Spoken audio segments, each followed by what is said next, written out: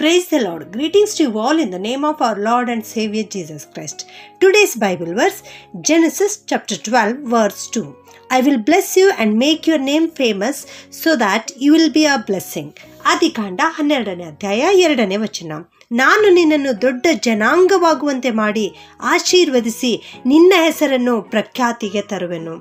ಇಲ್ಲಿ ದೇವರು ಅಬ್ರಹಾಮನಿಗೆ ವಾಗ್ದಾನವನ್ನು ನೀಡ್ತಾ ಇದ್ದಾರೆ. ಅಬ್ರಹಾಮನಿಗೆ ಈ ರೀತಿ ಹೇಳ್ತಾ ಇದ್ದಾರೆ, ನಾನು ನಿನಗೆ ದೊಡ್ಡ ಜನಾಂಗವಾಗುವಂತೆ ಮಾಡುತ್ತೇನೆ, ನಾನು ನಿನ್ನನ್ನು ಆಶೀರ್ವದಿಸುತ್ತೇನೆ, ನಿನ್ನ ಹೆಸರನ್ನು ಪ್ರಖ್ಯಾತಿಗೆ ತರುತ್ತೇನೆ ಎಂಬುದಾಗಿ ಇಲ್ಲಿ ದೇವರು ವಾಗ್ದಾನವನ್ನು ಕೊಡ್ತಾ ಇದ್ದಾರೆ. ಅದೇ ರೀತಿಯಲ್ಲಿ ತನ್ನ ವಾಗ್ದಾನವನ್ನು ನೆರವೇರಿಸಿ ಅಬ್ರಹಾಮನನ್ನು ಬಹಳವಾಗಿ ಪ್ರಖ್ಯಾತಿಗೆ ತಂದಿದ್ದರು.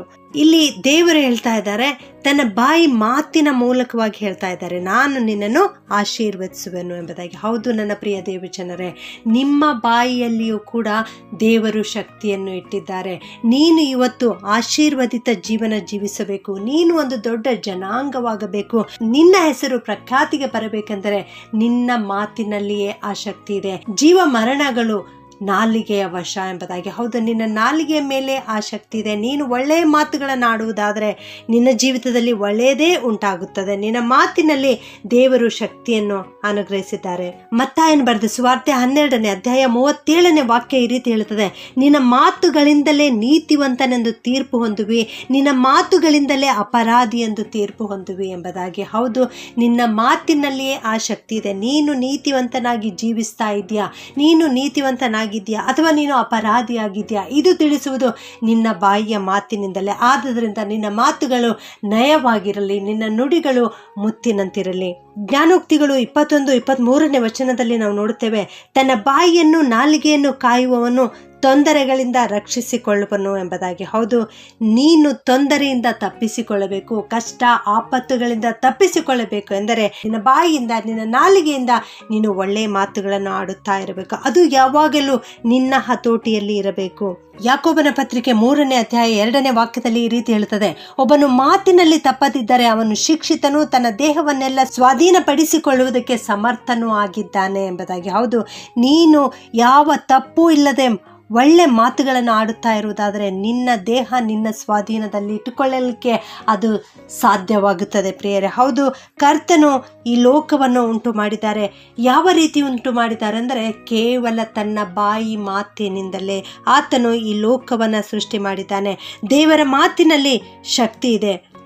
ಇಬ್ರಿಯ 11:3 ಪ್ರಕಾರ ಲೋಕಗಳು ದೇವರ ಮಾತಿನಿಂದ ನಿರ್ಮಿತವಾದವುಗಳೆಂದು ನಂಬಿಕೆಯಿಂದಲೇ ನಾವು ತಿಳಿದುಕೊಂಡು ಕಾಣಿಸುವ ಈ ಜಗತ್ತು ದೃಶ್ಯ ವಸ್ತುಗಳಿಂದ ಉಂಟಾಗಲಿಲ್ಲ ಎಂದು ಗ್ರಹಿಸುತ್ತೇವೆ ಎಂಬುದಾಗಿ ಅಲ್ಲಿ ದೇವರ ವಾಕ್ಯ ನಮಗೆ ತಿಳಿಸುತ್ತದೆ. ದೇವರು ಕೇವಲ ತನ್ನ ಬಾಯಿ ಮಾತಿನಿಂದಲೇ ಇಡೀ ಈ ಲೋಕವನ್ನೆಲ್ಲ ಸೃಷ್ಟಿ ಮಾಡಿದ್ದಾನೆ. ಕರ್ತನು ತಾನು ಉಂಟು ಮಾಡಿದ ಎಲ್ಲವನ್ನೂ ಒಳ್ಳೆಯದೆಂದು ನೋಡಿದನು. ಹೌದು ನನ್ನ ಪ್ರಿಯ ದೇವಜನರೇ, ನೀವು ನಿಮ್ಮ ಮಾತುಗಳಿಂದ ನಿಮ್ಮ ಕುಟುಂಬವನ್ನು ಒಳ್ಳೆಯ ರೀತಿಯಿಂದ ಕಟ್ಟಿಕೊಳ್ಳಲಿಕ್ಕೆ ಸಾಧ್ಯವಾಗುತ್ತದೆ. ಆದುದರಿಂದ ಒಳ್ಳೆ ಮಾತುಗಳನ್ನೇ ಆಡುವಂಥವರಾಗಿರ್ರಿ, ಪ್ರೀತಿಯ ಮಾತುಗಳನ್ನೇ ಆಡುವಂಥವರಾಗಿರ್ರಿ.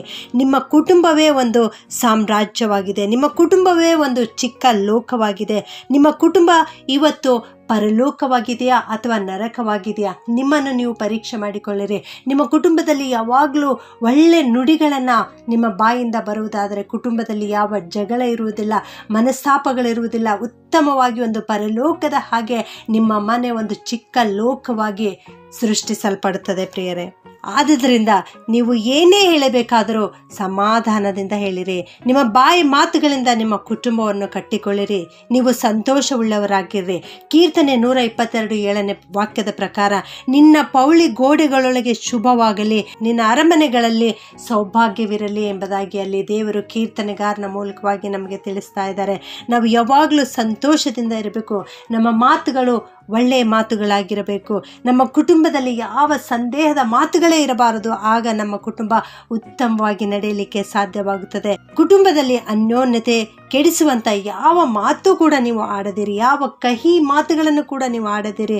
ಆಗ ನಿಮ್ಮ ಕುಟುಂಬದಲ್ಲಿ ದೇವ ಪ್ರಸನ್ನತೆ ಇಳಿದು ಬರುತ್ತದೆ.